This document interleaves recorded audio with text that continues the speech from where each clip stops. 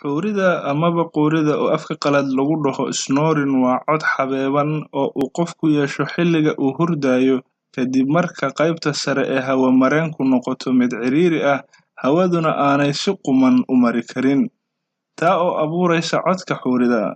Qof kasta ugu yaraan mar waa uu xuuriyaa, balse dadka qaar ayaa qaba xuuri muddo dheer haysay oo cid kasta ay ku dhibsato. Xuurida waxa ay noqon kartaa calaamad tilmaamaysa xaalad caafimaad darri.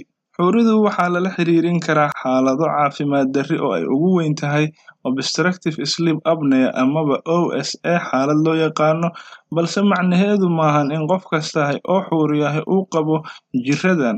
Haddiise xuurida ay la socdaan calaamadahan hoos ku qoran, waxaa lagama maarmaan ah in aad booqato dhakhtarka si loo sameeyo baaritaanno lagu xaqiijinayo xaaladaada caafimaad. Waxa ugu horreeya neefta oo kugu dhegta xilliga hurdada, hurdo saa'id ah xilliga maalintii ah, iyo mahsanaan amaba diiradda oo qofka ku adkaata.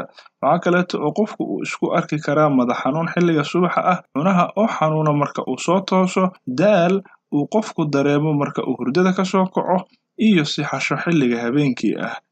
Cadaadiska dhiigga oo kor u kaca iyo xabadka oo qofka xanuuna xilliga habeenkii. Waxa loo yaqaano obstructive sleep apnea amaba OSA waxaa lagu gartaa xuuro dhawaqeedu dheer yahay oo ay xigto waqti yar oo aamusnaan ah, waana marka ay neeftu xirmayso amaba qofka ay neefta ka joogsanayso.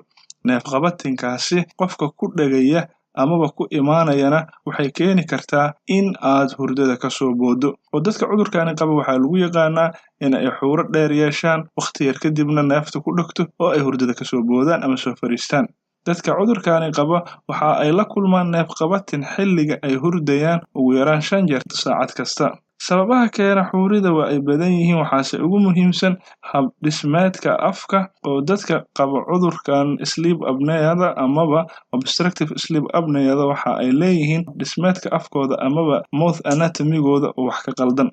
Sidoo kaleeto allergies-ka amaba Soomaalidu waxay u taqaanaa allergiga ayaa waxa uu qayb ka qaadan karaa in cudurkan yimaado, oo allergiga waxa uu keenayaa in caburnaan ay timaado, habdhiska neef-mareenka ay yaraadaan dhumucdooda. Sidoo kaleeto waxaa ka mid ah cayilka oo buurnidu waxa ay keentaa inay culays saarto habdhiska neef-mareenka. Sidoo kale ilmaha yaryar ee qaba dalqada dheer amaba ay ku yaalaan quumanka amaba dadka sanka ku leh nabarka amaba hilibka yar, waxa ay dhammaan ku keeni kartaa in ay neefta maritaankeeda ku adkaado, yeeshaana quuri. Haddii qofka uu calaamadahan isku arko, waxyaalaha oo ay tahay in uu sameeyo ama lagula talinayo waxaa ka mid ah in cayilka uu dhimo, in xilliga uu seexanayo uusan qaadan cunto culus amaba heavy meal, iyo in uu marka uu seexanayo uu u seexdo dhanka midig, maadaama marka uu qofku u seexdo dhabar uu culays saarayo habdhiskiisa neef-mareenka.